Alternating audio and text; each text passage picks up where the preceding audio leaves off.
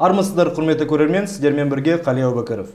Студиямыздың бүгінгі қонағы мәжіліс депутаты Елдос Нұрболұлы Абаканов. Қош келіпсіз. Қайырлы күн.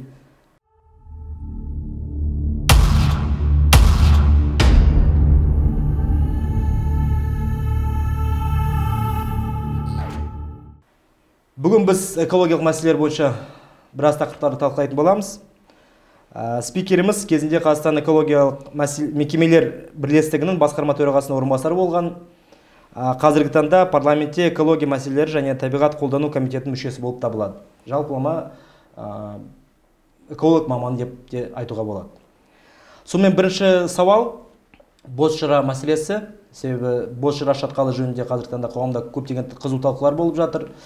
Осы мәселе бойынша билік өз пікірін ресми білдірді, демек оны тоқтамай, бірақ бұл жобаны қайта қарастыру керек деген уәжін айтты. Енді жалпы сіздің көзқарасыңыз, бұл жерде сафари отель сияқты дүние салу керек па, жоқ па? Енді бозжыра мәселесін көтерердің алдында, жалпы бұндай мәселелер соңғы жылда көп көтеріліп келе жатқан айта кеткен дұрыс. Жалпы республика бойынша еліміздің әр аймағында жылдан жылға осы қоғамдық активизм, қоғамдық тарапынан экологтар, жаңағында экологияның белсенділері көбейіп бара жатыр. Біз білеміз, осыдан бірнеше жыл бойы көкжайлау мәселесі болды. Алматыдағы Іле Алатау паркіндегі көкжайлау мәселесінде осы қоғамдық белсенділердің олар көтерген, осы мәселені көтергеннен кейін, біршама талқылаулардан кейін, бүгінгі таңда сол жоба толығымен жабылды деп айтса болады. Енді бозжыра дегеніміз дәл сондай алгоритммен келе жатқан мәселе. Себебі соңғы жылдары экологиялық туризмді дамытамыз деп көптеген ерекше қорғалатын табиғи аймақтарда әртүрлі ғимараттар, туристік объекттер салу бойынша мақсаттарды көріп отырмыз. Енді бозжыраның бірінші жобасына келгенде былтыр біз көрдік. Осы былтыр қараша айында, желтоқсан айында көп көтерілді. Әлеуметтік желілерде, қоғам арасында да көп мәселелер талқыланды. Әрине, президент өзінің, яғни арнайы жаңағындай ұсынысынан кейін жоба қайта қарастырылсын деген тапсырма болды. Енді біздің әріптестеріміз, осы экологтар, желтоқсан айында былтыр біз өзіміз экспедицияға жібердік, әріптестеріміз басына барып көрді. Бозжыра шатқалы қалай орналасқан, қай жерде сол объектін орнатқысы келіп жатыр, қандай альтернативті ұсыныстар бар. Осының барлығын жан-жақты біздің әріптестер қарастырды. Сондағысы ең ұсыныс ретінде, ең жаңағында тиімді локация ретінде қарастырған осы бозжыраның қасында орналасқан Сенек, тағы да басқа ауылдар бар. Сол ауылдарда осындай туристік объекттерді құру бойынша ұсыныс берді. Арасы енді 30-40 шақырым. 20-30 шақырым енді. Бірнеше ауыл бар, бірнеше ауылдың өзінің локациясын жеке-жеке қарастырды. Сондағысы экологтардың тарапынан негізгі ұсыныс бір жақтан ол сол аймақтың, сол ауданның экологиялық, әлеуметтік, экономикалық жағдайын жақсартуға өзінің оң үлесін көрсететіндей, білдіретіндей жаңағыдай сондай ұсыныс берілді. Әрине, жоба қайта қарастырылғаннан кейін осы жақын арада үлкен талқылау болды, қоғамдық талқылау болды. Сол қоғамдық талқылаудың негізінде біршама ұсыныстар болды. Енді мен сөзіңіздің басында айттыңыз ғой, мен осы Қазақстанның экологиялық ұйымдар қауымдастығында жұмыс істегендіктен біздің әріптестер де біршама ұсыныстарын берді. Яғни осындай қоғамдық талқылаулар қайдан пайда болды және оның негізі қандай құжат болу керек? Бірінші құжат әрине ол әр жоба іске асардың алдында осы қоршаған ортаға әсер етуді бағалау атты құжат болады. Қоршаған орта. Орысша айтқанда оценка воздействия на окружающую среду дейді. Осы құжатты рәсімдеді. Жаңағындай инвестор тарапыма осы арнайы ұйымды жаңағындай жалдап, сол мекеме осындай АВОС-тың жаңағындай жобасын жасады. Әрине, АВОС-тың жобасында біршама жаңағындай экологтар тарапынан да уайым болды. Себебі біріншіден ол суы жаңағы тапшы аймақ болғандықтан суды қайдан алып келеміз. Екіншіден ластанған суды қайда жұмсаймыз. Одан бөлек жаңағындай вертолет площадкасын салғысы келді. Осы вертолет площадкасын орнатқанда енді жаңағының бозжыраның өзінің породасын қарайтын болса, гипстік порода болғандықтан ол өте сондай сыртқы, яғни жаңағыдай әсері бар, оның ішінде дыбыс әсері де, вибрация әсері де, басқа да әсерлер түрі көп болуы мүмкін.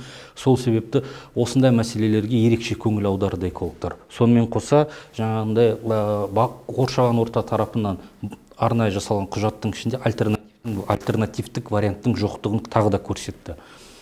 Енді менің ойымша бұндай жобаларды іске асардың алдында міндетті түрде экологиялық заңнамаға да сәйкес, халықаралық тәжірибеге де сәйкес қоршаған ортаға әсер ететін антропогендік бүкіл факторларды ескеру керек. Қаншалықты ол факторлар жаңағы аймаққа әсерін тигізеді, жануарлар дүниесіне қаншалықты әсерін тигізеді, өсімдіктер дүниесіне, одан бөлек жердің деградациясына көптеген экологиялық факторлар бар. Осы барлық факторларды ескеру керек. Содан кейін ғана осындай жобаларды іске асыруға болады. Әрине, көптеген мысалға біздің әріптестер, эколог әріптестер айтады, Бозжыра аймағын, яғни ЮНЕСКО мен қорғалатын табиғи аймаққа ауыстыру бойынша ұсыныстар да беріп жатады. Енді жалпы қысқаша айтқанда, қорытындылай келгенде, Бозжыра мәселесінің ең негізгі шешу осы қаншалықты осындай объектілер экологияға, сол маңайдың экожүйесіне өзінің әсерін тигізеді. Тағы да бір елімізде бір шешілмей келе жатқан мәселелердің бірі, мүмкін ол жоқтығы деп айтуға болады, ол экологиялық құрылыс стандарттарының жоқтығы. Сіз білесіз, бүгінгі таңда әр құрылыс басталғанда нақты бір құрылыс стандарттарына, құрылыс жаңағындай нормаларына сәйкес жасалады. Бұндай нормалар өкінішке орай нақты экологиялық аймақта немесе экологиялық туризмді дамытуға қатысты осындай нормалар елімізде әлі күнге дейін жасалмаған. Ондай нормаларды жасау үшін бізде жаңа заң қабылдау керек па, немесе ол белгілі бір кодекстің шеңберінде бола ма? Негізі жалпы елімізде осы құрылыстың жаңағындай нормалары, құрылыс саласы нормалары бар. Просто былай қарағанда жаңа құрылыс нормаларын құрастыру керек. Өкілетті орган тарапынан болды. Онда, яғни экологиялық құрылыс жұмыстарын қалай жүргізу керек? Асфальттың орнына таспен салу керек. Мүмкін жаңағындай ірге тасты салмау керек. Оның орнына мысалға жаңағындай экологиялық табиғи заттар, табиғи материалдарды қолдану керек пе? Әртүрлі тәжірибе бар, әлемдік тәжірибе бар. Сол тәжірибені ескере отырып, мүмкін осы салада құрылыс стандарттарын ескеру керек шығар, мен ойымша. Демек, 30 жыл бойы құрылыс бізде үлкен қарқынмен іске асырылып жатыр. Дегенмен сонда ешқандай экологиялық нормалар негізінде құжаттар болмаған деген сөз бе? Жалпы құрылыс жүргізгенде экологиялық қоршаған ортаға қатысты бөлім болады, арнайы қоршаған ортаға қатысты. Мен мұнда айтқым келгені табиғи аумақтардағы құрылыс жұмысын жүргізу.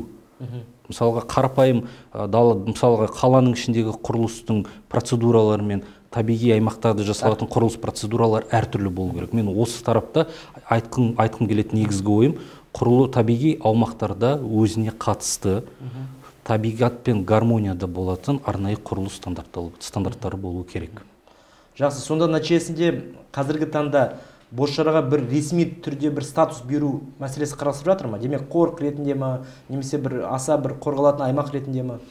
Енді мысалға Бозжыраның жаңағындай салынайын деп жатқан сафари отелін айттыңыз ғой, ол мысалға ерекше қорғалатын табиғи аумақта орналаспаған локация бойынша. Ол негізгі локациясы қасында орналасқан, бірақ нақты өзінде емес. Бірақ та мен ойымша осындай біздің табиғи мұраларымызды сақтап қалу керекпіз. Одан бөлек бұндай табиғи аумақтарда туризмді дамытқанның өзінде де рационалды түрде қарастыру керек бәрібірде. Өйткені ол рационалды қарамай, болашақта ол қандай мәселелерге әкеліп туы мүмкін, оны қазір ешкім мүлдем айта алмайды. Сол себепті терең зерттеулер жүргізілу керек. Бүгінгі таңдағы жүргізілген зерттеулердің деңгейі мен ойымша жеткіліксіз емес деп. Осы орайда бір нақты ой туындайды. Демек, сафари отель 30-40 шақырым, 100 шақырым болсын, шарт түрде сол шатқалдан ара қашықтығы болсын. Бірақ дегенмен сонда баратын халық, ол экологиялық сауаттылығы бізде тағы да жаңа бір мәселе туындайды ғой. Демек, егер сол жерде бір нақты қорық немесе бір ресми статусы болмаса, демек адамдардың тигізетін сол қоршаған ортаға әсері өте елеулі болады ғой. Ол болады, бірақ та мен өзім экологиялық сауаттылық жөнінде айтып кеттіңіз ғой, бұның ішінде экологиялық мәдениетті ерекше атап өткен жөн. Былтыр сіздер білесіздер, осы елімізде еріктілер жылы болды.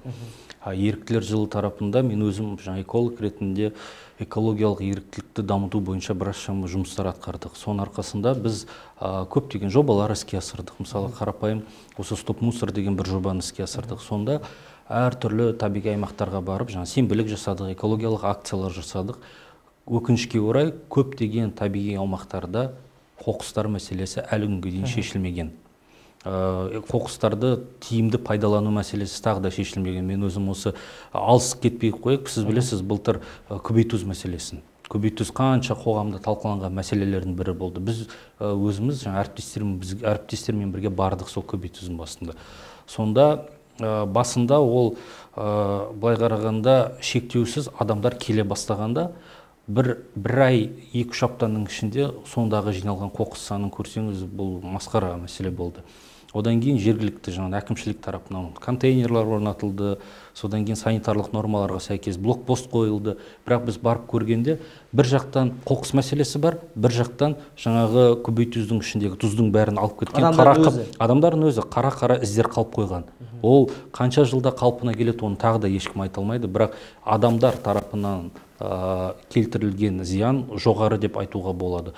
Бұндай жағдайды біз осы Алматы облысында болдық. Алматы облысында Тамғалы тас деген жер бар, естуіңіз болса, ол табиғи музей ретінде есептеледі. Онда таста әртүрлі баяғыдан келе жатқан петроглифтер бар, тағы да басқа суреттер бар. Солының қасында ағып жатқан өзен сулардың барлығында жағасында адамдар демалып жатады, бірақ та біз волонтерлармен жинаған қалдықтардың саны өте көп болды. Бірнеше көлік қалдықтарды алып кеттік, жинап алып кеттік, бірақ та бір аптадан кейін қайтып келсеңіз, сол маңайда қайтадан ластану мәселесі пайда болады. Менің ойымша бұл мәселенің шешу жолының бірі әрине біріншіден дұрыс инфраструктура дамыту керек. Себебі жаңағындай табиғат пен туризм бір-біріне жақын терминдер, бірге жүретін терминдер деп айтуға болады. Өйткені адамдар ішкі туризмді дамытқанда судың жағасына барсын, немесе таудың етегіне барсын, барлық жерде демалуға барады. Демалғаннан кейін ол жерде отыратын жерлері болады, тамақ істейді, тамақ ішеді, қалдықтар пайда болады. Осы қалдықтарды тиімді басқаратын адамдарға біріншіден көрсету керек. Қарапайым табличкалардан бастау керек. Қалдықтарды арттарыңыздан тастамаңыздар.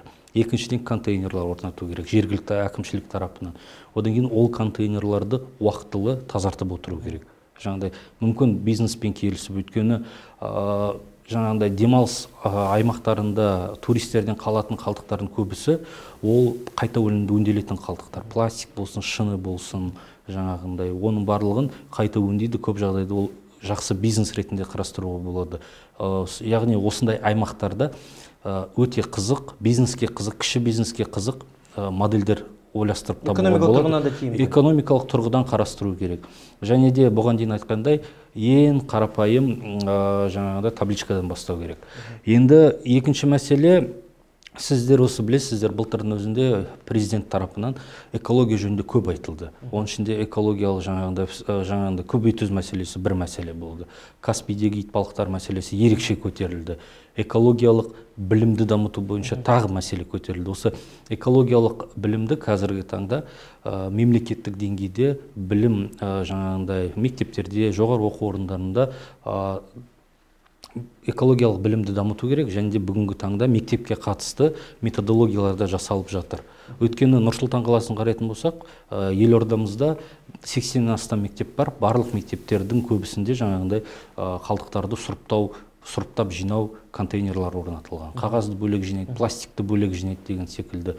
Өзім мен бірнеше рет көрдім, өз тәжірибемде де көргенім бар. Мысалға, мектеп оқушысы өзінің ата-анасына, ата-әжесіне қалдықтарды тиісті емес жерлерге лақтырған, неге лақтырасыз, бактарға тастаңыз, контейнерларға тастаңыз деген өзінің тарапынан ұсыныстар береді. Былтыр біз осы Нұр-Сұлтан қаласы мен Алматы қаласында арнайы әлеуметтік зерттеу жасадық, қаншалықты жергілікті тұрғындар қалдықтарды көшеде көреді. Кіші қалдықтар, шыны, пластик, кішкентай стаканчиктер болсын, тағы да басқа қалдықтар. Сонда көргеніміз, еліміздегі екі үлкен ірі қаланың әрбір үшінші тұрғыны қалдықтарды жаңағындай қарапайым күнделікті өмірде көреді. Яғни осыдан көретініміз бір жағынан мүмкін контейнерлардың жетіспеушілігі, оның ішінде жаңағындай қалдықтар жинайтын ірі контейнерлар емес, кішігірім контейнерлар, адамдар демалатын орындарда, тағы да басқа. Екінші мәселе, әрине жаңағындай осы тараптағы заңнамалық тарапынан мүмкін жаңағындай айыппұл санын қарастыру керек, немесе ынталандыратын механизмдер керек. Осыны әр тарапта қарастыру керек. Сондай. Демек, қазіргі таңда енді кез келген бір саябаққа, демалыс орнына келетін болсақ, қоқыс жәшігі бар болған өзінде қоқыс қасында жатады, немесе ағаштың арасында жатады дегендей. Пляжға келсеңіз, сол құмның арасында да неше түрлі бутылкалар шығады. Бірақ өкінішке орай бұл үлкен адамдар тарапынан болып жатқан мәселе. Жақсы, мектеп оқушыларымен, жалпы студенттермен, оқушылармен біз енді білім ордаларында мәселені шешуге мүмкіндік бар екенін жоспарлап айтуға болады. Ал үлкен адамдармен не істейміз? Демек, олардың санасын қалай өзгертеміз? Өйткені сол итбалықты ұрған тағы да үлкен адамдар, Алматы облысына лотос жылған тағы да сол үлкен адамдар, Көбетұзға барып сол тұзды өз үйлеріне апарған тағы да сол үлкен адамдар. Демек, ересек адамдармен біз не істейміз? Қалай олардың санасын, экологиялық сауаттылығын көтеруге болады? Енді біріншіден мен ойымша ол кей жағдайда мүмкін ақпараттың жоқтығы. То есть экология деген бүгінгі таңда соңғы жылдары ерекше приоритетті бағыт болып отыр. Оны айта кету керек. Екіншіден, экологияның өзі, экология емес, қоршаған орта деп айтсақ болады. Қоршаған ортаны қорғау мәселелері бірінші жаңағыдай кезекке тұрғандықтан көп жағдайда жаңағыдай үлкен кісілердің өзі оны біле отырып, түсіне отырып, нақты жаңағыдай қалдықтың өзін керекті контейнерға, керекті бактарға тастау бойынша жұмыстарын атқарып жатыр. Жалпы жағдай соңғы 5 жылдың ішінде мен өзімнің жаңағыдай зерттеулерім бойынша, аналитикам бойынша түзеліп келе жатыр. Оны айта кету керек. Біз былтыр жаңағыдай бір қызық бір акция жасадық. Ол акцияның негізі неде болды? Нұр-Сұлтан қаласының 2-3 паркында волонтерлармен бірге халықтан пакет жинадық. Пакеттің ішінде пакет деген түсінік болады, білесіздер ғой. Бәріміздің үйімізде, кухняда бір пакеттің ішінде толған магазиндерден жиналған бүкіл пакеттер жиналып отырады. Осы пакеттердің бәрін жинадық. Жинағанның өзінде біз көргеніміз үлкен адамдар да, жастар да, оқушылар да келіп отырды. Рекордты мен сізге айтайын, бір жанұя әкесі мен қызы келді, 200-ден астам пакет алып келді. Бір үйден? Бір үйден, 200-ден. Жиналып қалған бір үйден 200-ден астам пакет алып келді. Ол пакеттің біз бәрін жинадық та, содан кейін арт-объект жасадық. Осы Сәуле Сүлейменова деген әйгілі суретші бар, жаңағындай осы өнер саласында жаңағындай жұмыс істейтін. Ол кісі қарапайым пакеттерден аспан астындағы Нұр-Сұлтан атты жаңағындай үлкен картина жасады, арт-объект. Суреттің қарасаңыз өте керемет шыққан. Бірде-бір краска қолданған жоқ. Тек клей мен полиэтилен пакеттерін біріктіре отырып, үлкен жаңағындай арт-объект жасады. Ол арт-объектіні басынан Нұр-Сұлтан қаласында қойдық, одан кейін Алматы қаласында қойдық, әлеуметтік желілерде де біраз талқыланды бұл мәселе. Сонда осындай жобалардың өзі жаңағындай экологиялық сауаттылықты, мәдениетті көтеруге өзінің ықпалын тигізеді. Екінші мәселе, осыдан 2 жыл бұрын әлемдегі экологияның өзі көп бағыттары бар. Үлкен бір бағыттың мәселесі ол пластикпен күрес мәселесін айта кету керек.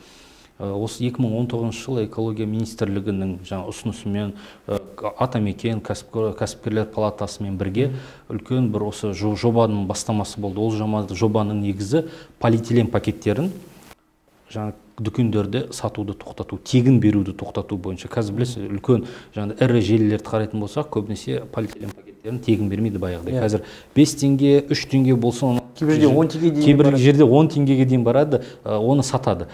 Сонда біз ынталандырамыз адамдарды бір жақтан полиэтилен пакеттерін көп қолданбауды, екінші тараптан өзімен бірге жаңағындай эко-бокстар дейді, жаңағындай эко-пакеттер дейді ғой, эко-қаптамаларды алып келу бойынша. Қосымша, менің ойымша, қазіргі таңда осы альтернативті қаптаманы жасайтын кәсіпорындарды қолдау керек. Қазір биоодырайтын пакеттер бар, көп қолданылатын материалдардан жасалған қаптамалар бар. Осының барлығын ынталандырса, осындай кәсіпкерлердің соңында биоодырайтын мен қарапайым полиэтилен пакетінің құнын біріктірсек, сонда адамдар тарапынан жаңағыдай шешім, олар өздері шешім қабылдай алады. Экологияға ма, немесе экологияға қарсы ма, немесе экологияны қолдайды ма деген секілді. Қазіргі таңда осындай кәсіпорындар елімізде бар ма? Қазіргі таңда бар, Нұр-Сұлтан қаласында да бар. Оның ішінде жаңағында биоыдырайтын, жаңағында мен айтқандай пакеттерден жасалған, ол биоыдырайтынның өзінде крахмалдың негізінде ол 30 күн, кейбір жағдайда 6 айға дейін әртүрлі технологияға байланысты толығымен ыдырап кетеді. Жаңағында крафт қағаз дейді, білесіздер, крафт қағаздарды қолданатын кәсіпорын, жаңағында біраз жаңағында кәсіпорындар жұмыс істеп жатыр. Кейбір адамдар кәдімгі матадан арнайы қаптамаларды тігіп жатыр. Ондай кәсіпорындар бар, жұмыс істеп жатыр. Жылдан жылға осындай кәсіпорындар саны көбейіп бара жатыр. Біз өзіміз жанұямызбен 2 жылдың төңірегінде болды. Дүкенге барсақ та, қай жақта барсақ та өзіміздің жаңағыдай эко қаптамамызды алып, полиэтиленді қолдануды қолымыздан келгенше төмендетіп жатырмыз. Одан бөлек қызық бизнес идеялар бар, қызық кәсіпорындар бар, жұмыс істеп жатқан. Олар мысалға сататын тауарларды полиэтилен пакетке салмайды. Жаңағыдай ұн, макарон, қант, тағы да басқаларын арнайы үлкен-үлкен ыдыстарға салады. Содан кейін жаңағындай экологияға жан ашитын, экологиялық белсенділер көбінесе өздерінің пакеттерімен барып, керегін өзінің қаптамасына салып алып кетіп жатады. Оның өзі былай қарағанда полиэтиленнің көбеюіне, азаюына көлемінің тікелей өзінің жаңағындай оң әсерін тигізіп отырады. Керемет.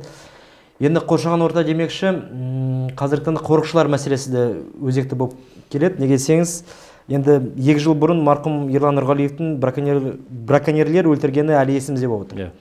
Сөзсіз, күдіктілердің кінәсі толық дәлелденіп, олар өмір бойы бас бостандығынан айырылды.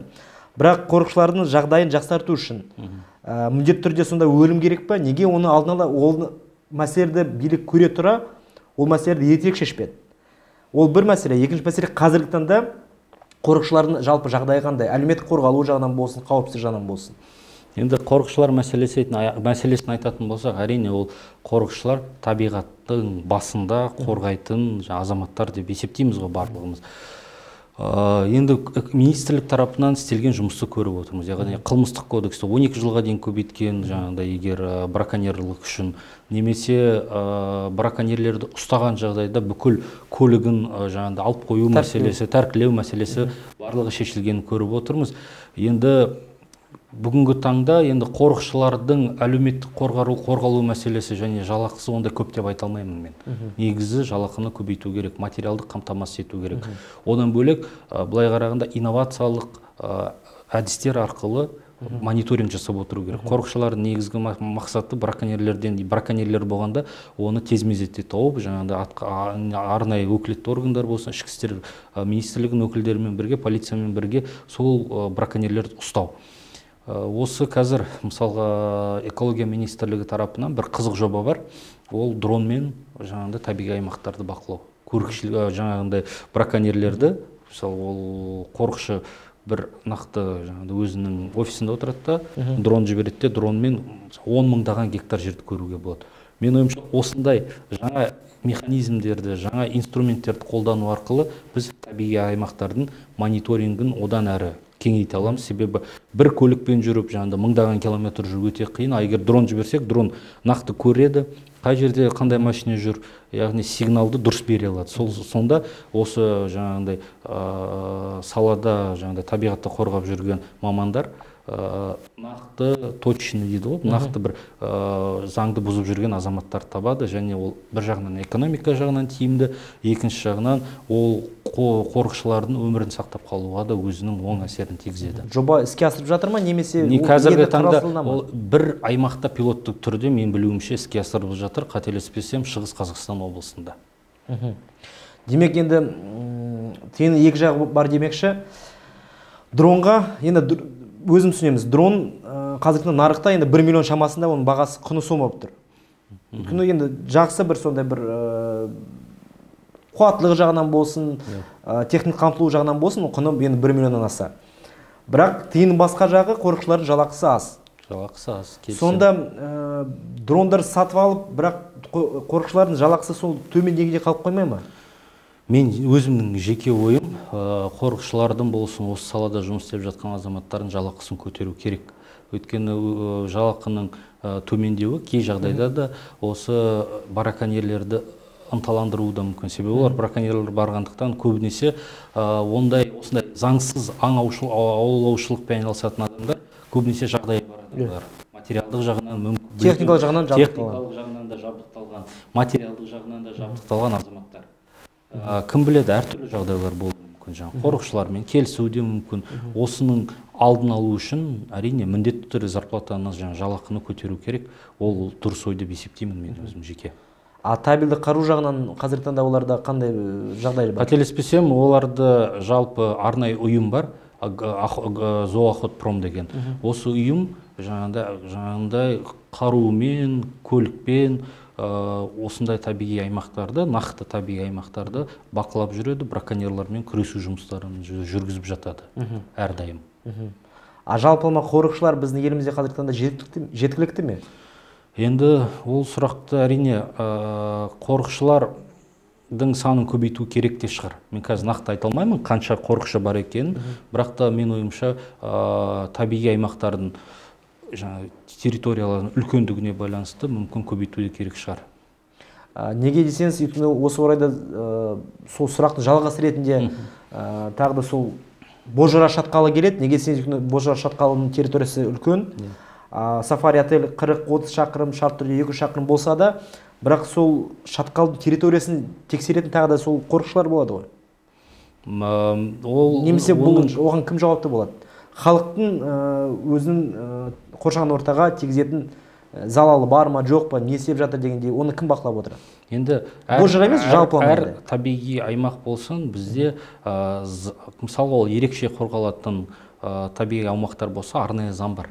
Сол заңға сәйкес сол аймақтарды қорғалу алгоритмі, механизмі ескерілген. Одан бөлек жануарлар дүниесін қорғау бойынша тағы бір заң бар. Сол заң негізінде жануарлар дүниесін қорғау, қызыл кітапқа қалай енгізу, тағы да басқа мәселелер ескерілген. Осыдан айтқым келгені, негізі қандай да бір қоршаған орта болсын, ерекше қорғалатын табиғи аймақ болсын, оның деңгейі болады. Ол республикалық деңгейде болады, жергілікті деңгейдегі деп аталады. Жаңа Маңғыстауды айтып отырсыз, мысалы Маңғыстаудың өзінде біршама осындай табиғи, жергілікті деңгейдегі біршама табиғи аймақтар бар. Оның барлығы әрине жалпы егер сол аумақтар ерекше қорғалатын табиғи территория болса, онда міндетті түрде қорғау жұмыстар, арнайы кәсіпорын мысалға жұмыс істейді. Ұлттық парктердің өзінде солай. Мысалы, Іле-Алатау ұлттық паркын қарайтын болсақ, өзінің дирекциясы болады. Сол дирекция жаңағыдай тазалау мәселесі бар. Егер де ол жаңа ұлттық парк болса, шлагбаум қойып, шлагбаумнан жаңағыдай төлем болады ғой, сол экологиялық төлемді жинап отырады. Бүкіл инфраструктураны қамтамасыз ететін арнайы мекеме жұмыс істейді. Демек, бұл мекемелер жекеменшік па, немесе ол мемлекеттік, мемлекет қарамағындағы экология министрлігіне қарайды. Экология министрлігінде арнайы комитет бар. Жануарлар дүниесі, орман дүниесі бойынша сол комитет осы жұмысты атқарып отырады. Бүкіл ерекше қорғалатын табиғи аймақтарға басшылық жасайды. Демек, қорықшыларды қажетті қамтамасыз жабдықтармен, көліктермен барлығы экология министрлігі тарапынан жасалу керек және жасалып та жатыр. Енді бірақ қаржы мәселесі, енді ол қай саланы қарасақ та бүкіл салада қаржының тапшылығы немесе жалақының аздығы мәселесі ол бар. Экология саласында ол ерекше, мысалға ол қоршаған ортаны қорғайтын мамандар болғандықтан жалақысы жаңағыдай жеткілікті болу керек. Өйткені сол осы жұмысты адал атқару үшін. Енді алдағы 1-2 жылда жалақы мәселесі шешілуі мүмкін бе? Енді бұл мәселені көтеру керек. Мен өз тарапынан әрине міндетті түрде көтеремін. Оны қазір зерттеу керек, зерделеу керек. Біз енді өзіміз депутаттық корпус болғандықтан жұмысымыз енді бастап жатыр. Ол бюджетті қарастыру керек. Оны зерттей отырып, қарай отырып, мен ойымша қазір емес, бірақ кейінірек тағы да бір кездескенде нақты жауап беруге болатын еді бұл сұраққа. Жақсы. Рахмет. Енді жалпылама біздің елімізде экологиялық ахуалды көптеген аймақтар бар. Бұл атап айтқанда өндіріс орындары көп шоғырланған қалалар деп айтуға болады. Солардың жергілікті тұрғындарға денсаулығына тигізіп жатқан зиян әсері өте көп. Оны өзімізде барымыз білеміз, оны айтудың да қажеті жоқ. Бірақ билік өндіріс орындарына сүзгілерді қойыңыздар, немесе белгілі бір сақтау шараларын қолданыңыздар дегендей неше түрлі уәж айтады, бұйрық шығарады, тағы да сол сияқты. Бірақ шын мәнісінде мұның іске асу не аспауы жөнінде нақты бір ақпарат жоқтың қасы деп айтуға болады. Ол бір мысалы, алысқа бармайық, Теміртауда ластаушы заттардың қуатты шығарылуы тіркелді. Индустрия және инфрақұрылымды дамыту министрі Бейбіт Атамқұлов шұғыл сол жерге барып, мән-жайды анықтауға кіріскен. Бұл жөнінде хабарыңыз бар ма, жоқ па, және жалпылама сол өндіріс орындарына қатысты экологиялық тигізетін осындай зиянды бір ластаушы заттар қоршаған орта таралу жағынан мемлекет тарапынан қандай реттеу шаралары ұйымдастырылған? Енді жалпы айтқанда үлкен ірі қалалардың, өндірістік қалалардың негізгі проблемасы ол ауаның ластануы. Ірі кәсіпорындар тарапынан келіп жатқан. Республика бойынша сіз қазір енді осыдан кейін тағы бір бөлек тақырып ретінде экологиялық кодексті айтып кетем. Соңғы 3 жылдың ішінде елімізде жаңа экологиялық кодексті құрастыру бойынша жұмыс атқарылды. Осы жылы президент осы жаңағында жарғыға қол қойды. Осы кодекста қандай өзгерістер бар? Содан бастайын, өйткені кодекста ескерілген мәселелер мен жаңа сіз айтқан мәселелер бір-бірімен байланысты. Себебі кодекстің тұжырымдамасы болсын, өзінің жаңағы қарастырылған баптар болсын, барлығы үлкен ірі жұмыс істейтін кәсіпорындарға ерекше акцент бөлу. Мысалға, жалпы шығарылып жатқан зиянды заттардың елімізде жылына 2,5 миллионға жуық зиянды заттар қоршаған ортаға шығарылады. Жылда? Бір жылда. Бұның динамикасы көбейіп келе жатыр. 2017 жылы 2-де 300 болса, 2018-19 жылы 2-де 400-ге дейін жетті, 2 миллион 400-ге дейін жетті. Негізгі ластаушы ол ірі кәсіпорындар. Оның ішінде 100-ден астам, яғни ірі кәсіпорындар зиянды зат, ауадағы зиянды заттардың 80%-ын эмиссияны сол ірі кәсіпорындар шығарып жатыр. Бұнда жаңа кодекста негізгі акцент ірі кәсіпорын болғандықтан олардың модернизация мәселесі ерекше көрсетілген. Біз өзіміз ірі кәсіпорындардың, мен өз эколог ретінде біз бардық, көптеген аймақтарда болды. Осы Теміртауда да болдық, Жезқазған болсын, Шығыс Қазақстан, Павлодар, Ақтөбе, барлық аймақтардың ірі кәсіпорындардың жұмысын көрдік. Әрине, ол кәсіпорындардың экологиялануы, ол мәселе соңғы 4-5 жылда ерекше көтерілді. Кәсіпорындар тарапынан да оны біліп отыр. Себебі сіз білесіз, 2014 жылы экология министрлігі жабылды, содан 2019 жылы қайта пайда болды. Біз экологтар ретінде бұл жаңалықты шыққанда өте қуандық. Және де экология министрлігінің ең бірінші жұмысы бүкіл ірі кәсіпорындармен жаңағыдай ерекше олармен жаңағыдай олар өзінің әсерін зиянды әсерін төмендету бойынша жұмыстар басталды. Бұған дейін айтқан экологиялық кодексті қарайтын болсақ, онда бір нақты норма бар, қолжетімді үздік жаңа технологиялар деп аталады. Жалпы енді біздің көрермендерге түсінікті болу үшін әр кәсіпорын жұмыс істердің алдында экологиялық рұқсаттама алады. Ол рұқсаттаманы алғанда 3 нәрсеге алады. Біріншіден, ауаға шығарылып жатқан зиянды заттар көлемін анықтайды. Екіншіден, ластанған суды ластау бойынша рұқсаттамасын алады. Үшінші, ол пайда болған қалдықтар мәселесі бар. Осы 3 мәселе бір рұқсаттама негізінде алады.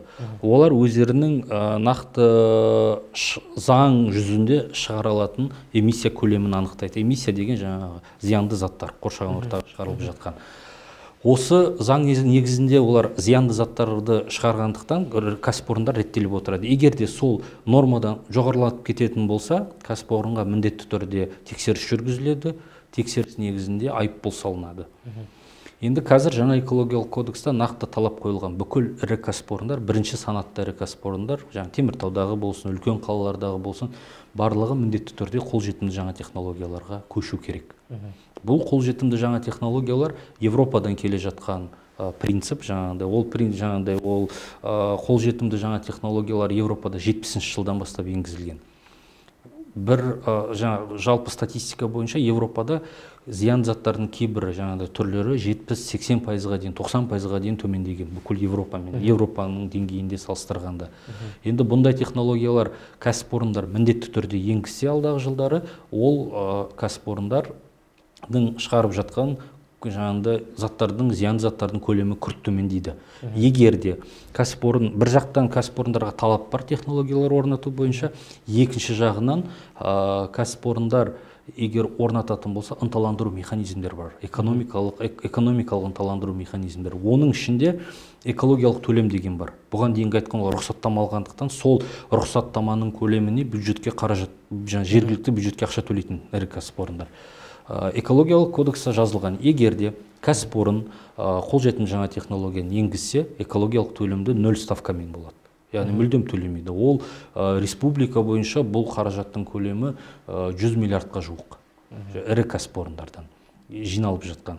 Егер де сол қаражаттың барлығын кәсіпорындар өздеріне қалдыратын болса, яғни бұл қаражатты жаңғыртуға, модернизациялауға, жаңа технологиялар енгізуге, былай қарағанда қаржы көзі ретінде қарастырады. Демек, бізге жаңа технологияларды енгізуге ақша жетпейді деген сылтау болмайды. Сылтау болмайды. Егер де кәсіпорын ауыспайтын болса, қолжетімді жаңа технологияларға, бұған дейінгі айтқан ставка 2, 4, 8 есеге дейін көбейеді. Экономикалық жағынан тиімсіз болады. Бірінші. Екінші, осы ірі кәсіпорындар өздерінің зиянды заттарын төмендету бойынша қолжетімді жаңа технологиялардан бөлек автоматтандырылған бақылау жүйелері орнатылады. Ол мысалға датчик дейді ғой, экологиялық датчиктер орнатылады.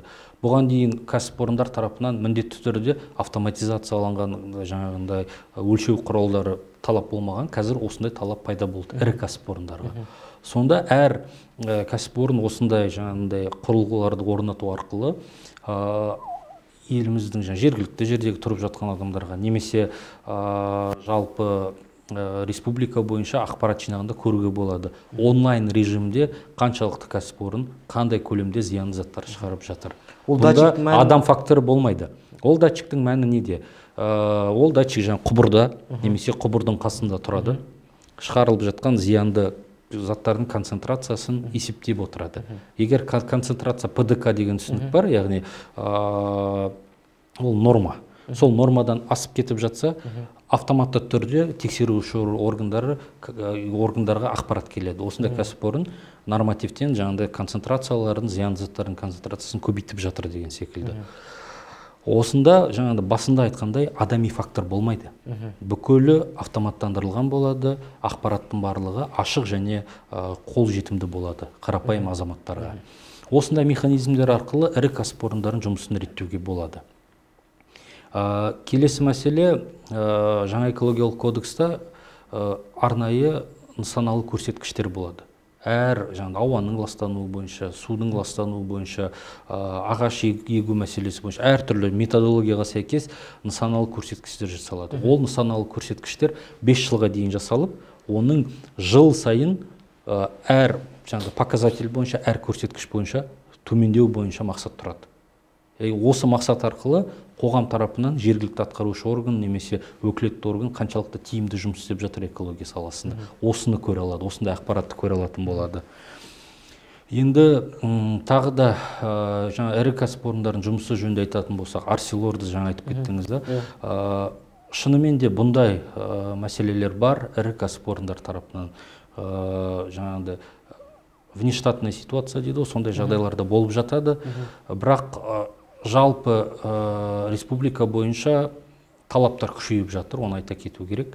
Екіншіден, кәсіпорындар тарапынан да өздеріне алып жатқан мақсаттары жоғарылап жатыр.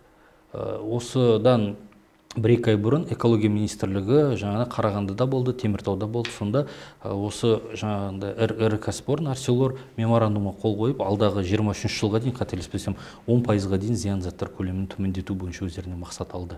Яғни олар оны төмендеткенде қалай төмендетеді? Біріншіден, олар қоршаған ортаны қорғау бойынша жоспар жасайды. Ол жоспарды жергілікті экология департаментімен келісіледі. Одан кейін сол жоспарға сәйкес кәсіпорын бүкіл іс-шараларды орындайды. Менің жеке ойым, осындай іс-шараларды талқылағанда, жаңағыдай кешенді жоспарлы шаралар талқылағанда міндетті түрде жергілікті азаматтарды, экологиялық белсенділер шақыру керек. Онда жергілікті мамандар, жергілікті белсенділер қатысса, мүмкін осы құжаттардың сапасы жағынан сапасы жақсаруы мүмкін. Енді кодекстің тағы бір ерекшелігі ол жаңағыдай зиян келтірген кәсіпорын төлейді деген принцип енгізіледі. Бірнеше принцип бар. Осындай принциптің орысша айтқанда ол загрязнитель платит дейді. Яғни зиян келтірген жаңағыдай кәсіпорын төлейді принципі. Ол қалай жұмыс істейді? Бұған дейін жұмыс істеген экологиялық кодекстің негізінде онда көбінесе фискалды механизмдер жұмыс істеген. Егер кәсіпорын заң бұзса экологиялық, оған айыппұл салынады, сотпен 1 миллиард, 2 миллиард, 3 миллиард біз енді ақпараттық құралдардан көріп отырамыз. Айыппұлдың көлемі бюджетке салынып, одан кейін ол кәсіпорын одан әрі жұмысын жалғастыра береді. Енді бұл жаңа айтылған принципке сәйкес кәсіпорындар жалпы жаңағы ластанған аймақты қалпына келтіру керек. Негізгі мақсаты сода. Қалпына келтіргенде ол жерге 1 миллиард құртама, 10 миллиард құртама бәрібір. Ол мында қаражат мәселесі жоқ. Бюджет одан қаражат алмайды. Бірақ мемлекеттік орган тарапынан негізгі талап осы зиян келтірілген аймақты қалпына толығымен келтіру керексің. Арнайы ремедиация деген механизм бар. Яғни олар жоспар жасайды, ремедиация әр мысалға 3 ай сайын немесе жыл сайын ақпарат беріп отырады. Осындай аймақты біз яғни ластадық, мынандай іс-шаралар атқардық, мұншама қаражат жұмсадық, қалпына толығымен келтірдік. Бұл механизм шетелде жұмыс істеп жатыр. Енді қазір бізге келді. Неліктен экологиялық кодекстің жаңа редакциясы қабылданды, оған себеп не болды? Оның негізгі себебі осыдан 2-3 жыл бұрын ОЭСР мемлекеттерінің эксперттері елімізге келген. Сонда олардың айтуы бойынша экономиканы одан әрі дамыту үшін елімізде экологиялық заңнаманы жаңарту, жақсарту бойынша заманға сай өзгерту керек деді. Сол себепті жаңағыдай шетелдегі ОЭСР мемлекеттерінің үздік тәжірибесін алға ала отырып, осындай кодекс жасалды. Енді бұл кодекс егер осы жылдың шілде айынан бастап жұмыс істейді, біршама бұған дейін жаңа мен айтқан өзгерістер де бар, басқа да өзгерістер де бар. Жалпы әр тарапты, әр жаңағыдай сала бойынша экология жағдайын дұрыстайды, қоршаған ортаны жаңағыдай өзін жоғары деңгейде сақтауға үлесін қосады деп ойлаймын. Жақсы, керемет. Енді бағана сіздің сөзінше сол ірі кәсіпорындардың құбырларында немесе құбырлардың ішінде не сыртында датчиктер орнатылып ақпарат жиналады. Тағы да сол сіздің сөзінше бұл датчиктердің ақпаратты бір жерге шоғырланып экология министрлігіне шоғырланады. Тағы да сол сөзіңізде қарапайым халық оны көре алады деп айтасыз. Демек ол бір жаңа сайт ашыла ма, қайдан оны көреді? Енді көруге мүмкіншілік қалай болады? Мен ойымша ол жаңа сайт ол енді механизм енді енгізіледі ғой. Бірақ сайт ашылу керек. Бірақ та біз өзіміз бұған дейін экологиялық қауымдастықта жұмыс істегенде 2019 жылдан бастап бір жобаны іске асырдық. Экокарта KZ деген арнайы сайт жасадық. Ол сайттың ерекшелігі неде? Бұл сайтқа біз әртүрлі тарапты ақпаратты жинадық. Сот өкілдерінің базасын қарадық, статистика базасы, сосын Қазгидромет деген ұйым бар ғой, мониторинг жасап отыратын. Соның датчиктері болсын. Одан кейін РВПЗ деген база бар, арнайы. Соның бүкіл ақпаратты жинай отырып карта жасадық. Ол интерактивті карта. Әр азамат сол картаға кіру арқылы өзінің аймағында біріншіден қандай экологиялық жағдай, қандай зиянды заттар шығарылды, және басқа мәселелер. Тыныс жолдарымен ауырып жатқан адамдар санын ақпарат көре алады. Одан бөлек қандай кәсіпорындар жұмыс істеп жатыр. Нақты менің қаламда қандай кәсіпорындар жұмыс істейді, ірі кәсіпорындар жұмыс істейді, сол жөнінде ақпарат көре алады. Автоматтандырылған Қазгидрометтің экопосттар бар ғой. Сол экопостының ақпаратын көре алады. Бір тәуліктің ішінде нормадан, ПДК-дан асты ма, аспады ма, бүкіл ақпаратты, қандай экологиялық ақпарат бар елімізде, соның барлығын біз бір жерге жинадық. Қоғамдық ұйым ретінде жинадық. Және де біздің көруіміз бойынша көп жағдайда экологиялық проблема болғанда азаматтар әлеуметтік желіде жазады. Әлеуметтік желіде жазылғаннан кейін кейбір мәселелер резонанс тудырады, кейбіреулері мүлдем естілмей қалып жатыр. Көлеңкеде қалып қояды. Осы мәселені шешу үшін біз сайтта арнайы функция жасадық. өтінім беру функциясы. Сайтқа кіреді, үлкен жаңағыдай қызыл нүкте бар. Соны басады, өтінім беру. Өтінім бергеннен кейін бүкіл ақпарат шығады. Мысалы, олар картадан, нақты нүктеден қай жерде заңнама бұзылды, соны көрсете алады. Одан кейін толығымен қандай экологиялық заңнама бұзылды, кім бұзды, немесе оның түрі қандай заңнама бұзылу, қоқыс лақтырылды ма, су ластанды ма, немесе тағы басқа мәселе болды. Соның бәрін көрсетеді, бізге жіберетін. Біз экологтар ретінде ол ақпаратты алып, өкілетті органдармен, прокуратура органдарымен, экология департаменттерімен жұмыс істеу арқылы бұл мәселенің оң шешімін іздейтінбіз. Бірнеше бізде кейстарда болды. Мысалы, осы Степногорск бойынша кейс болды. Бір ірі кәсіпорын заңсыз түрде жұмыс істей бастаған. Бізге өтінім келді. Біз сол өтінім негізінде облыстың тексеріс жасалды. Сол тексерісте нақты шынымен рұқсаттамасыз, экологиялық рұқсат алмай кәсіпорын жұмыс істей бастаған. Қызметі тоқтатылды. Кәсіпорын қоғамдық талқылау өткізді. Бұған дейінгі айтқан қоршаған ортаға әсердің бақылау жобасын жасалды. Тағы да біршама заңға сәйкес бүкіл алгоритм жасалып, содан кейін ғана жұмысын жалғастырды. Немесе осы Қосшыны айтсақ болады. Қосшыда су тазалағыш құбырлары бар, арнайы. Кәсіпорын бар.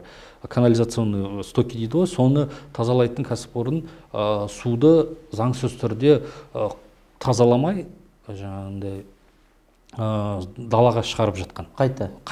Халықтан жиналған бүкіл кәріз сулардың бәрін табиғи ортаға шығарған, заңсыз түрде. Оға бізге фото, видео фиксациясымен бәрі келді. Біздің мамандар басына барды, соның бәрін департамент экология департаменті тексеріс жасады. Сол тексеріс негізінде кәсіпорында айыппұл да салынды бүкіл заң жүзінде. Енді Елдос мырза, жалпы экологиялық кодекс, неше түрлі қатаң жазалар, айыппұлдар, бұл барлығы керемет. Бірақ дегенмен, мысалы, сол баяғы жартазда ArcelorMittal Теміртау. Жыл бойы қақсап келеміз, меморандумға қол қойдық, үйттік. Бірақ экологиялық ахуал әлі де толыққанды шешілмей жатыр. Оның себебі неде? Енді біріншіден бұндай кәсіпорындардың кеңес өкіметі тарапынан уақытынан жұмыс істеп келе жатыр. Арселордың өзінде 50 жыл, қателеспесем 50 жыл жұмыс істеп жатқан металлургия саласындағы ең жаңағыдай ірі кәсіпорындардың. Оның ішінде жасы жағынан, жаңағыдай ескілігі жағынан кәсіпорындардың бірі болып есептеледі. Технология жағынан енді қарастыратын болсақ, оның екі тарапты қарастыру керек. Бір жағынан металл өндіретін технологиясы бар, екінші жағынан қоршаған ортаны сақтайтын технологиялары бар. Қоршаған ортаға зиянды заттардың көлемін төмендету бойынша технологиялар бар.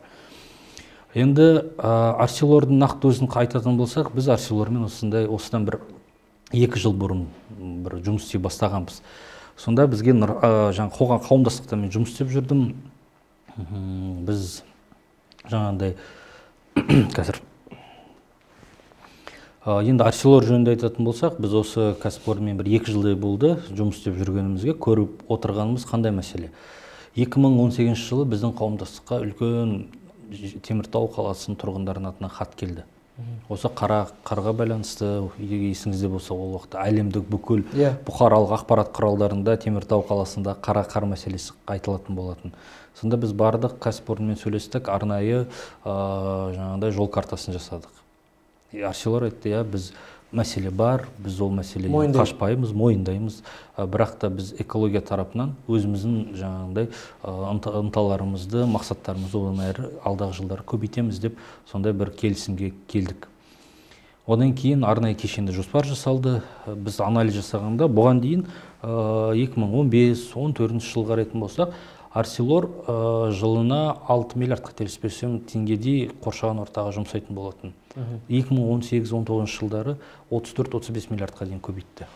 Зиян заттар шығындарын қоршауды. Оның өзінде әр жаңағыдай бағыт бойынша, жаңағыдай фильтрлар орнату бойынша, бір бағыт бойынша жаңағыдай технологияларды орнатты. Одан бөлек өндірістік қалдықтар бар. Соны қайта өңдеу мәселесі бойынша, кәріз сулар бар зиянды, соны қайта тазарту бойынша, әр бағыт бойынша жұмыстар атқара бастады. Енді одан кейін біз білеміз, тағы да бірнеше кездесулер болды, экология министрлігі де бірнеше рет барды, жаңағыдай алдағы 2-3 жылдың ішінде 10%-ға дейін төмендетеміз деген мақсаттарын қойып, халық алдында өздерінің жаңағыдай сөз беріп отыр. Енді әр технологияны қарайтын болсақ, әр кәсіпорынды қарайтын болсақ, онда мен ол кәсіпорынды жақтаған емес, бірақ та әр технологияларды орнатардың алдында бірнеше жыл бәрібір уақыт керек болады. Оның ішінде бірінші жылы жобалау жылы, проекті құжат жасайды. Одан кейінгі бірнеше 2-3 жылдың ішінде жаңа технологияларды, мүмкін ол шетелден алып келсе, шетелден алып келеді. Одан кейін оны орнату мәселесі бар, құрылыс жұмыстарын жасау мәселесі бар. Сонымен бір технологияны орнатуының өзіне бірнеше жыл уақыт кетеді.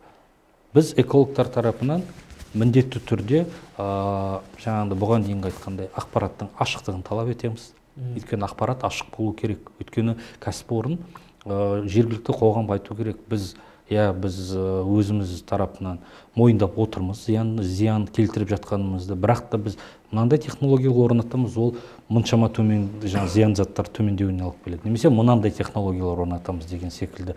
Сонда ғана ашықтық болғанда қоғам тарапынан да агрессияда, талқылауда азаяды, кәсіпорыннан тарапынан да нақты түсінікті стратегия болады. Осындай стратегия керек деп есептеймін. Бұл стратегия тек қана іс-шаралар жоспары ғана болмау керек, ол стратегияның, ол құжаттың нақты кәсіпорында жергілікті тұрғындар ол кәсіпорынды жатқа біледі, өйткені көбісі сол кәсіпорында жұмыс істейді. Әрине ол кәсіпорынды бір күнде жауып тастау мүмкін емес, өйткені қаншама мың адам жұмыс істегендіктен ол әлеуметтік мәселесі бар. Бірақ та талапты күшейту керек. Біз Украинадағы немесе Европадағы осы кәсіпорынның басқа зауыттарын көріп отырмыз, ондағы зиян ету көлемі былай қарағанда төмен болып отыр. Сол себепті нақты әр бір кәсіпорынды алатын болса, халықпен біріккен, жергілікті азаматтармен біріккен нақты стратегия болу керек. Ол стратегияда қай күндері ашық есіктер күні, ақпаратты дұрыс жеткізу. Өйткені барлық мәселе ақпараттың жоқтығынан. Егер кәсіпорын заңды бұзса, ол әртүрлі технологиялық процестер болып жатады. Біз кешегін өзінде осы 2-3 күн бұрын ақпаратты көрдік, цехта болған оқиға байланысты. Ол былай қарағанда технологиялық процесс. Адами фактор болуы мүмкін. Мамандар дұрыс қарамаған ба, немесе тағы басқа мәселе ба. Осының барлығын жергілікті ашық түрде жеткізетін болса, онда әлеуметтік резонанс көлемі де төмендеу болуы мүмкін. Демек, сол баяғы әңгіме. Халық нәтижені нақты қашан көре алады? Демек, енді экология кодекс шарт түрде шілде айында бірақ іске аса бастайды. Сол сіз айтпақшы, стратегияны құру үшін, кез келген енді әрекет жасау үшін 1-2 жыл оны жоспарлайды, жобалайды, сосын сатып алу мәселесі өтеді, орнату мәселесі өтеді. Бірақ демек тағы да біз 30 жылға созып кетпейміз бе? 30 жылға созылмаймыз, өйткені халықтың санасы ауысты. Баяғыдай қазір әлеуметтік желі болсын, басқа да қарым-қатынас инструменттері өзгерді. Сол себепті алдағы мысалға 4-5 жылдың ішінде жағдай жақсаратын болса, оны комбинат болсын, немесе кәсіпорын тарапынан да оларға да халыққа түсіндіру приоритетті бағыт. Өйткені экология ол тек қана кәсіпорынның, бір қаланың мәселесі ғана емес, ол енді бүкіл жалпы елге қатысты мәселе ғой. Енді тағы бір қызық мәселе бар. Ірі кәсіпорындар қазіргідей жұмыс істей беруі алдағы 5-6 жылда тек қана ішкі, яғни қоғамның талабы емес, ол сыртқы нарықтың да талабы болады. Түсіндіріп кетейін.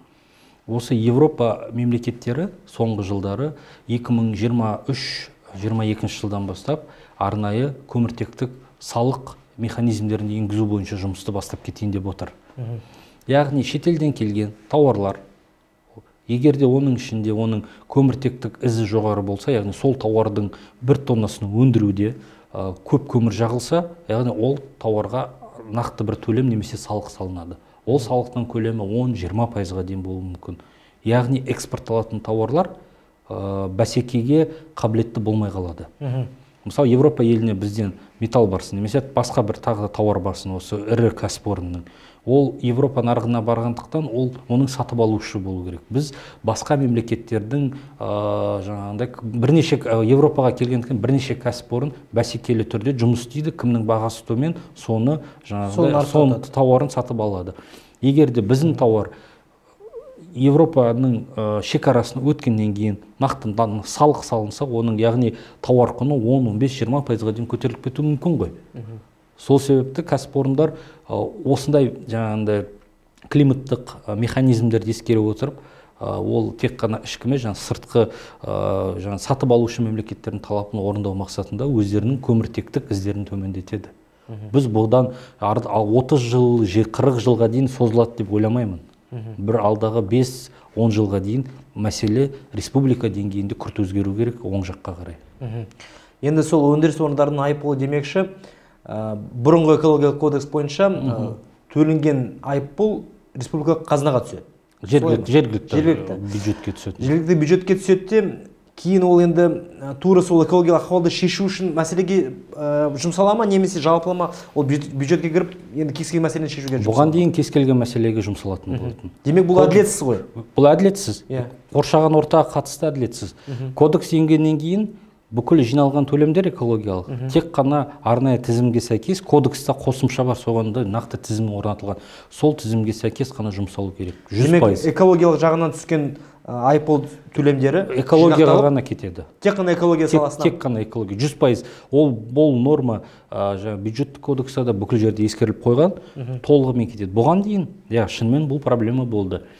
Кейбір аймақтар болды 3%, 5%-ын ғана экологияға жұмсайды да, қалған 90-95%-ын басқа да салалар, әлеуметтік сала, жол салады, мүсіндер құрастырады, тағы да көптеген футбол жаңағыда клубтарына жібереді, көп қой мәселе аймақ деңгейінде. Демек жергілікті әкімдер енді сол экологияға тек қана экологияға жұмсайды. Жұмсайды, басқа салаға ақша бұрмайды. Мысалға өндірістік аймақта да 15-20 миллиардқа дейін кетуі мүмкін жиналған қаражат көлемі. Осы 15-20 миллиардты алып қалдықтар мәселелері шешілсе, жаңағыдай су құбырғыларын тазалайтын жаңағыдай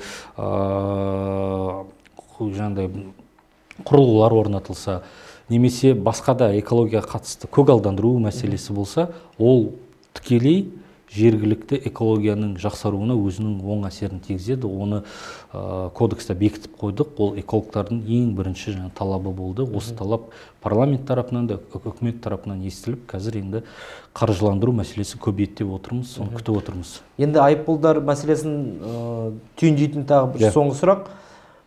Жақсы. Арселор болсын, Казцинк болсын, кез келген ірі кәсіпорын өзінің айыппұлын төледі дейік. Бірақ қоршаған ортаға тигізген зардабы елеулі. Ол қоршаған ортадан түсінік бойынша адамға тигізетін зияны одан сайын денсаулығына. Одан рак аурулары немесе басқа неше түрлі аурулар шығады. Енді ақша түсті қазынадан енді қоршаған ортаны жақсарту бойынша шаралар ұйымдастырды дейік. Бірақ денсаулықты ешкім қайтармайды ғой.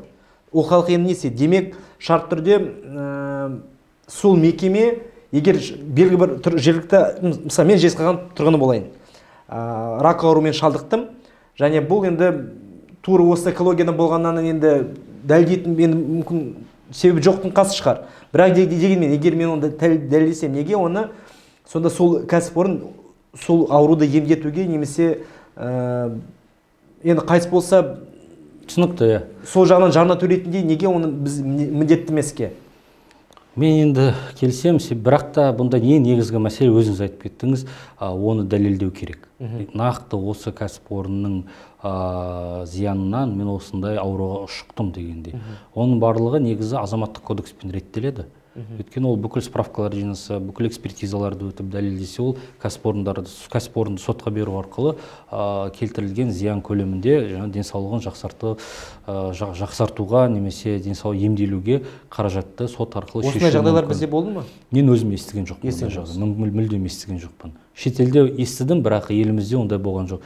Одан бөлек профессионалды аурулар деген бар. Әр кәсіпорынды қарайтын болсаңыз, өзінің жаңағы профессионалдық аурулары да болып жатады.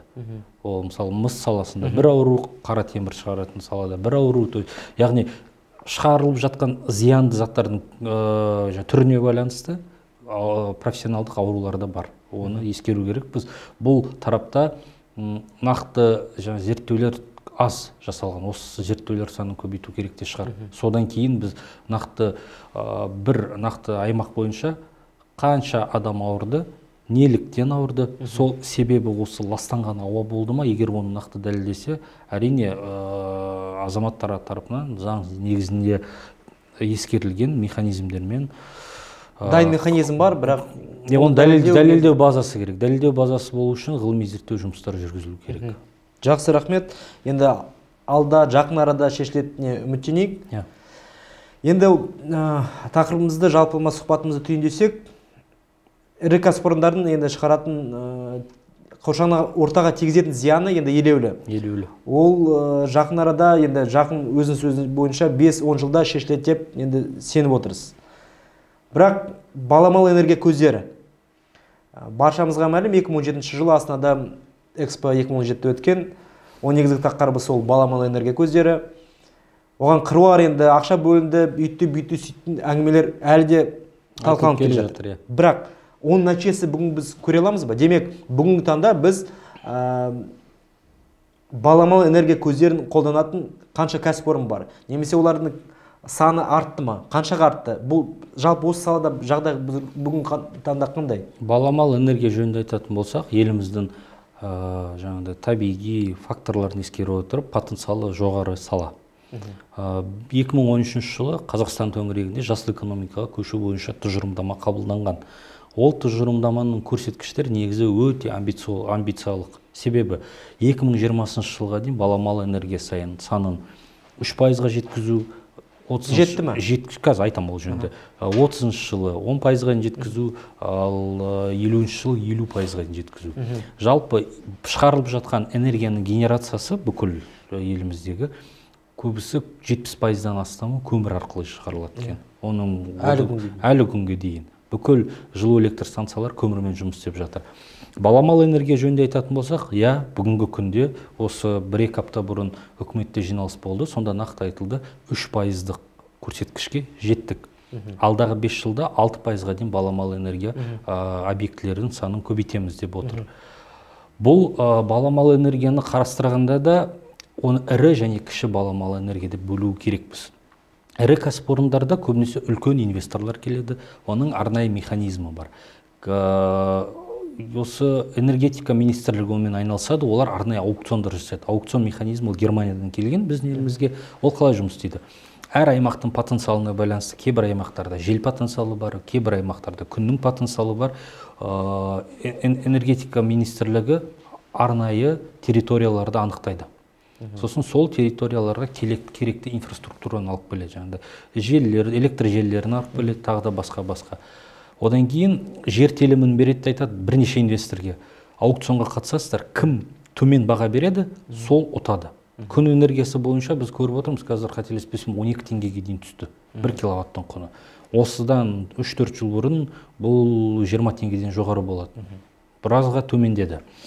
Желмен де дәл сондай жағдай. Аукцион болғандықтан, технология дамығандықтан, қай кәсіпорын жақсы баға береді, сол кәсіпорын ұтады. Одан кейін ол мемлекетпен келісім шартқа қол қойды, шығарылған энергияны мемлекет сатып алып отырады, ал кәсіпорын, инвестор өзінің қаражатын қайтарады. Ол ірі кәсіпорындар. Жаңа 3% дегеніміз осы ірі кәсіпорындардан шығарылған цифр деп айтсақ болады. Келесі сол кіші баламалы энергетиканы дамыту мәселесі. Бұл салада әрине жұмыс істеу керек. Өзімде мен қазір осы бойынша біршама ұсыныстарды жасап жатырмын. Ол қалай? Біз білеміз, еліміздің территориясы ауқымды болғандықтан фермалар бар, кәсіпкерлер бар. Мысалы қаладан емес, әртүрлі елді мекендерде алыс орналасқан, орталықтандырылған электр желісі жоқ елді мекендерде жұмыс істейтін кәсіпорындар бар. Осындай кәсіпорындар нақты баламалы энергияны, кіші баламалы энергияны орнату керек. Осыны орнатуға өзінің ынталандыру механизмдері болу керек. Бүгінгі күнде заң бар. 2009 жылдан жұмыс істеп келе жатқан баламалы энергияны қолдау бойынша арнайы заң қабылданған елімізде осыдан 10 жылдан астам. Онда нақты алгоритм бар. Егер де баламалы энергияны 5 киловаттқа дейін өзім орнатсам, 50%-ын бюджеттен маған мемлекет жауап береді деген. Бірақ та бұл механизм бүгінгі күнде жұмыс істемейді. Осы механизммен жұмыс істеген бірде-бір кәсіпорынды мен көрген жоқпын. Неліктен? Біріншіден, бұл кәсіпорын көбінесе талап бойынша ол Қазақстанда жұмыс істейтін кәсіпорын болу керек. Қазақстанда шығарылған баламалы энергия технологиясы болу керек. Ашық ақпараттан білеміз, бұған дейінгі ашылған кәсіпорын бүгінгі таңда жұмыс істемейді. Екінші мәселе, бұны көбісі біле қоймайды. Ол жергілікті атқарушы органдар арқылы жұмыс істеу керек. Ақпарат жеткіліксіз. Ақпарат жеткіліксіз. Негізі кәсіпорындар жергілікті атқару органына бару керек те өтінім беру керек. Мен осындай орнаттым. Маған орнатылған технологияның жарты қаражатын қайтарыңдар деген сияқты. Одан кейін ол бюджетке енгізіліп, одан кейін қайтарылатын еді. Бірақ та бүгін бұндай жаңағыдай фактілерді мен білмеймін өз басым. Бірақ та осындай технологияларды орнатқанда жаңа кәсіпорындар мемлекет тарапынан көмек болу керек. Себебі 100 шақырым жерге орталықтандырылған энергия желісін салу 1 километрден 3 миллион болғанның өзінде қаншама миллион қаражат керек. Қыруар ақша керек мемлекет бюджет тарапынан. Егер де 100 шақырым жерде орнатылған кәсіпорынға немесе жаңағыдай фермерге 15-20 киловатты құрылғы орнатып берсек, оның құны 8-10 миллион болуы мүмкін. Қаншама есе төмен және ол тиімді. Ондай мысалдарда бар елімізде. Мен Батыс Қазақстанда да көрдім, Ақтөбе облысында да көрдім, оңтүстік Қазақстанда да көрдім. Әр аймақта осындай жаңағыдай баламалы энергияны орнатып, тұрақты түрде электр желісімен, электр энергиясымен қамтамасыз етіліп отқан кәсіпорындар бар. Бірақ та осындай кәсіпорындардың бүгінгі таңда мүмкін жаңағыдай бизнестің жол картасы арқылы немесе басқа механизмдер арқылы қолдауды ескеріп, сол арқылы біз фермерлерге көмек ету керекпіз. Яғни фермерлер ғана емес, жалпы осы кіші бизнеста. Жалпы тиімді зәру болды. Иә, осындай. Өйткені мен өзім Германияда болдым. Германияда көргенім, қай ауылға барсаңыз да, қай аймаққа барсаңыз да, бүкіл шатырларда күн панельдері орнатылған. Ірі жел жаңағындай диірмендері бар. Мына жақтан биогаз құрылғылары да орнатылған. Осындайды мен ойымша бізде де жасау керек. Бұл үлкен мәселе. Оңтүстік өңірде күн мәселесі, солтүстікте жел мәселесі, немесе ауыл шаруашылық өнімдерде жаңағындай ауыл шаруашылық қалдықтарын қайта өңдеп биогаз шығару. Бұл потенциал өте үлкен. Және де бұл потенциалын қолданбай отыр қос саланы. Егер қолданатын болсақ, ол өзінің экономикаға да, басқа сала бойынша да өзінің оң әсерін береді нақты. Қолданбаудың себебі неде? Қолданбаудың себебі біріншіден көбісі ойлайды, бұл технологиялар жұмыс істемейді деп. Бізде енді сарафанный радио дейді ғой, бір адамдар бір жерден естиді, одан кейін алады да, бұл анада орнына жұмыс істемеген, менде де жұмыс істемейді. Бірақ та қандай технологиялар алынды? Осы сұраққа жауап беру керек қой. Көбінесе қазір біз Алматының базарына барсақ та, онда да баламалы энергия, күн панельдер сатып жатыр. Оның сапасы қандай? Ол күн технологиясын алғаннан кейін, күн панельдерін алғаннан кейін, оның инверторын алу керек, аккумуляторын алу керек. Егер дұрыс технология таңдап, оны дұрыс орнатса, ол жұмыс істейді. Мен өз көзіммен, біз осы пилоттық жобада жасағанбыз, осы Нұр-Сұлтан қаласының қасында да, осы арнайы аудандар бар, Аршалы ауданында да бір жоба жасадық. Күннен электр энергиясын алуға болады, кіші энергетика арқылы күннен жылы суды алуға, ыстық су алуға болады. Өзі біз осы Арнасай деген жасыл технологиялар орталығын ашқанбыз уақытында. Сонда күн коллекторларын орнаттық. Күн арқылы су қызатта бүкіл ғимарат, 2000 шаршы метр ғимарат толығымен ыстық сумен қажетті көлемде қамтамасыз етіп отыр. Біз статистиканы қарадық, ауылды аймақтардың көп мектептері бүгінгі таңда немесе ыстық су жоқ, немесе болғанымен де олар жаңағындай электр энергиясымен ғана жұмыс істеп отыр. Ол бюджетке көп шығын алып келеді. Енді 1 киловаттпен қанша олар, мысалға сағатына олар 5, 6, 4 киловаттық су жылытқыш құрылғылар болуы мүмкін. Ол құрылғылар жаңағындай мектептің бюджетінде қыруар жаңағындай осы үлесі өте жоғары шығындардың бірі болады. Жақсы, керемет. Және соңғы сұрақ. Енді өзіңіз экология маманысыз, қазіргі таңда мәжіліс депутатысыз. Осы салаға құзырлы мемлекеттік орган, экология министрлігі, өзіңізді айттыңыз, жуырда қайта құрылды. Соның жұмысына сіз қанағатсыз ба? Енді бұған дейін айтқанда 2019 жылы министрлік пайда болғанда барлығымыз қуандық. Әрине, өндірістік лобби дейміз ба, өндіріс тарапынан жаңағыда оның әртүрлі факторларына байланысты. Оның ескілігі бар, технологияның, әлеуметтік факторлар бар, жалақы, жұмыскерлер деген сияқты.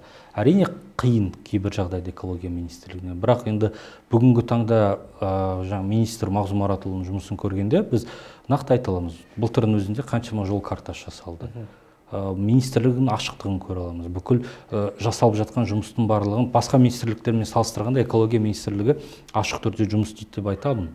бірақ та енді қаржыландыру мәселесі, жаңа жалақы, мамандардың төмен жалақысы, тағы да басқа мәселелер бар. Ол тек қана біздің салада емес, басқа салаларда бар. Сол себепті жалпы стратегиясы дұрыс. Әрине бұл стратегияны тек қоғам мен бизнеспен бірге жұмыс істеп біріктірсе ғана өзі жаңағыдай жақсы эффект береді деп білемін. Жақсы, рахмет. Ендеше уақыт бөліп студияға қонақ болғаныңызға өте қуаныштымыз. Сіздерге де рахмет. Енді жалпы экология мәселесі шынымен ол өте сонда терең, үлкен. Сондықтан әлі де алда кездесіп, біраз тақырыптар талқылайтынына міндетті түрде. Рахмет сізге. Назарларыңызға рахмет. Каналға жазылуды ұмытпаңыздар, лайк басыңыздар, пікір білдіріңіздер және бөлісуді ұмытпаңыздар. Сау саламат болыңыздар.